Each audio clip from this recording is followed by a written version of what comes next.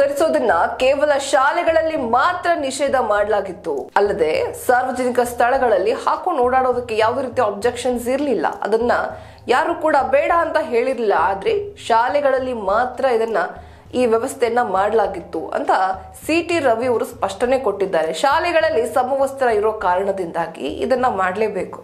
ಯಾರು ಯಾವ ಧರ್ಮದವರು ಯಾವ ಜಾತಿಯವರು ಅಂತ ಗುರುತಿಸೋಕ್ ಆಗದೆ ಇರಲಿ ಅನ್ನೋ ಉದ್ದೇಶದಿಂದಾನೇ ಸಮವಸ್ತ್ರ ಅನ್ನೋದನ್ನ ಜಾರಿಗೆ ತರಲಾಗಿತ್ತು. ಆ ಸಮವಸ್ತ್ರ ಅನ್ನೋದನ್ನ ಮಾಡಲಾಗಿತ್ತು. ಅಂದ್ರೆ ಇಲ್ಲಿ ಎಲ್ಲರೂ ಸಮಾನರೇ, ಶಾಲೆಗಳಲ್ಲಿ ಕಾಲೇಜ್ಗಳಲ್ಲಿ ಎಲ್ಲರೂ ಒಂದೇ ಅಂತ ಭಾವ ಬರೋದಿಕ್ಕೆ, ಬಿಂಬಿಸೋದಿಕ್ಕೆ, ಜೊತೆಗೆ ಟ್ರೀಟ್ ಮಾಡೋದಿಕ್ಕೆ ಅದನ್ನ ಸಮವಸ್ತ್ರ ಅನ್ನುವಂತ ನಿಯಮವನ್ನ ತರಲಾಗಿತ್ತು. ಆದ್ರೆ ಹಿಜಾಬ್ ಧರಿಸೋದಕ್ಕೆ ಅನುಮತಿ ಕೊಟ್ಟರು ಅಂತ ಅಂದ್ರೆ ಇದೆಲ್ಲ ಹಾಳಾಗ್ಬಿಡತ್ತೆ, ವ್ಯವಸ್ಥೆ ಹಾಳಾಗತ್ತೆ, ಜಾತಿ ವ್ಯವಸ್ಥೆ ಅನ್ನೋದನ್ನ ಮತ್ತಷ್ಟು ಎತ್ತಿ ಹಿಡ್ದಂಗಾಗತ್ತೆ ಅಂತ ಸಿ.ಟಿ. ರವಿ ಅವರು ತಮ್ಮ ಅಭಿಪ್ರಾಯವನ್ನ ವ್ಯಕ್ತಪಡಿಸಿದ್ದಾರೆ. ಬನ್ನಿ ಹಾಗಾದ್ರೆ ಸಿ.ಟಿ. ರವಿ ಅವರು ಮತ್ಯಾವೆಲ್ಲ ವಿಚಾರಗಳನ್ನ ಹಂಚಿಕೊಂಡಿದ್ದಾರೆ ಅನ್ನೋದನ್ನ ನೋಡೋಣ.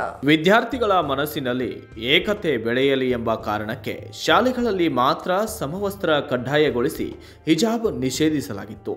ಆದರೆ ಸಾರ್ವಜನಿಕ ಸ್ಥಳಗಳ ಹಿಜಾಬ್ಗೆ ನಿಷೇಧ ಹೇರಲಿಲ್ಲ ಎಂದು ಮಾಜಿ ಸಚಿವ ಸಿ.ಟಿ. ರವಿ ಅವರು ಹೇಳಿದ್ದಾರೆ. ಚಿಕ್ಕಮಗಳೂರು ನಗರದಲ್ಲಿ ಮಾಧ್ಯಮಗಳೊಂದಿಗೆ ಮಾತನಾಡಿದ ಸಿ.ಟಿ. ರವಿ ಅವರು ರಾಜ್ಯದಲ್ಲಿ ಹಿಜಾಬ್ ನಿಷೇಧ ಮಾಡಿರಲಿಲ್ಲ, ಶಾಲೆಗಳಲ್ಲಿ ಸಮವಸ್ತ್ರ ಕಡ್ಡಾಯಗೊಳಿಸಲಾಗಿತ್ತು. ಸಿದ್ದರಾಮಯ್ಯ ಸಮವಸ್ತ್ರಕ್ಕೆ ಹಿಜಾಬ್ ಜೋಡಿಸುತ್ತಾರೋ ಅಥವಾ ಸಮವಸ್ತ್ರ ಕಡ್ಡಾಯ ಅನ್ನೋದನ್ನೇ ತೆಗೆಯುತ್ತಾರೋ ಗೊತ್ತಿಲ್ಲ. ಸಾರ್ವಜನಿಕ ಸ್ಥಳದಲ್ಲಿ ಹಿಜಾಬ್ ನಿಷೇಧ ಆಗಿರಲಿಲ್ಲ. ಕೇವಲ ಶಾಲಾ ಕಾಲೇಜುಗಳಲ್ಲಿ 1964 ಶಿಕ್ಷಣ ಕಾಯ್ದೆ ಪ್ರಕಾರ ಯೂನಿಫಾರ್ಮ್ ಕಡ್ಡಾಯ ಮಾಡಲಾಗಿತ್ತು ಎಂದು ಹೇಳಿದ್ದಾರೆ. ಕಾಲೇಜು ಆಡಳಿತ ಮಂಡಳಿ ತೀರ್ಮಾನಿಸುವ ಸಮವಸ್ತ್ರ ಪಾಲಿಸಬೇಕು ಅಂತ ನಿಯಮ ಕೂಡ ಇತ್ತು.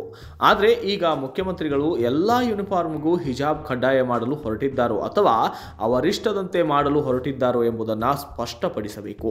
ಮಕ್ಕಳಿಗೆ ಯೂನಿಫಾರ್ಮ್ ಕಡ್ಡಾಯಗೊಳಿಸಿದ್ದು ಬಡವ ಬಲ್ಲಿದ ಅಂತ ಭೇದ ಇರಬಾರದು. ಜಾತಿಯ ತಾರತಮ್ಯ, ಧರ್ಮದ ತಾರತಮ್ಯ ಕೂಡ ಇರಬಾರದು. ನಾವೆಲ್ಲರೂ ಸಮಾನರು ಎಂಬ ಮಾನಸಿಕತೆಯಲ್ಲಿ ಕಲಿಯಬೇಕು ಅನ್ನೋ ಉದ್ದೇಶದಿಂದ ಸಿದ್ದರಾಮಯ್ಯ ಅವರ ಮನಸ್ಸಿಗೆ ಬಡವ ಬಲ್ಲಿದ ಅಂತಿರಬೇಕು, ಈ ಜಾತಿ ಆ ಜಾತಿ ಅಂತ ಇರಬೇಕು. ಅದಕ್ಕಾಗಿ ಈ ನಿರ್ಧಾರ ಮಾಡಿದ್ದಾರೆ ಎಂದು ಸಿ.ಟಿ. ರವಿ ತಿಳಿಸಿದ್ದಾರೆ. ಶಾಲೆಗಳಲ್ಲೂ ಹಿಂದೂ, ಮುಸ್ಲಿಂ, ಕ್ರಿಶ್ಚಿಯನ್ ಎಂಬ ಗುರುತು ಬರಬೇಕು. ಆ ಗುರುತು ಇದ್ರೆ ನಮಗೆ ಒಡೆದು ಆಳಲು, ರಾಜಕಾರಣ ಮಾಡಲು ಸುಲಭ ಅಂತ ಅನ್ನಿಸಿರಬಹುದು. ಆ ಕಾರಣಕ್ಕಾಗಿಯೇ ತರುತ್ತಿದ್ದಾರೆ ಅಂತ ಅನಿಸುತ್ತೆ. ನಾಳೆ ಕೆಲವರಿಗೆ ಕೇಸರಿ ಶಾಲು ಹಾಕಿಕೊಂಡು ಬರೋದು ನಮ್ಮ ಐಡೆಂಟಿಟಿ ಅಂತ ಅನ್ನಿಸಬಹುದಾಗಿದೆ. ಕೆಲವರಿಗೆ ಹಸಿರು ಶಾಲು ನಮ್ಮ ಗುರುತು ಅನ್ನಿಸಬಹುದು, ನೀಲಿ ಶಾಲು ನಮ್ಮ ಗುರುತು ಅನ್ನಿಸಬಹುದು. ಎಲ್ಲರೂ ಅವರು ಗುರುತು ತೋರಿಸಲು ಹೊರಟರೆ ಸಮಾನತೆ ಎಲ್ಲಿ ಬರುತ್ತೆ ಎಂಬ ಪ್ರಶ್ನೆಯನ್ನ ಮಾಡಿದ್ದಾರೆ ಈಗ ಸಿ.ಟಿ. ರವಿ. ಮೈಸೂರಿನ ಕಾರ್ಯಕ್ರಮವೊಂದರಲ್ಲಿ ಮಾತನಾಡುತ್ತಿದ್ದ ಸಿದ್ದರಾಮಯ್ಯ, ರಾಜ್ಯದಲ್ಲಿ ಹಿಜಾಬ್ ನಿಷೇಧ ವಾಪಸ್ ಪಡೆಯಲಾಗುವುದು.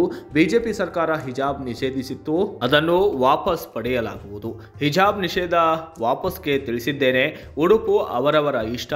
ಹಿಜಾಬ್ ನಿಷೇಧ ವಾಪಸ್ಗೆ ಹೇಳಿದ್ದೇನೆ.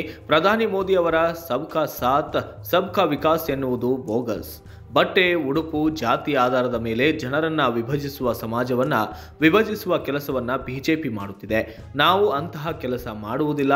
ಹಿಜಾಬ್ ನಿಷೇಧದ ಆದೇಶ ವಾಪಸ್ ಪಡೆಯುತ್ತೇವೆ. ಹಿಜಾಬ್ ಧರಿಸಿ ಶಾಲಾ ಕಾಲೇಜುಗಳಿಗೆ ಪರೀಕ್ಷೆ ಬರೆಯಲು ಹೋಗಬಹುದು ಎಂದು ಹೇಳಿದ್ದರು.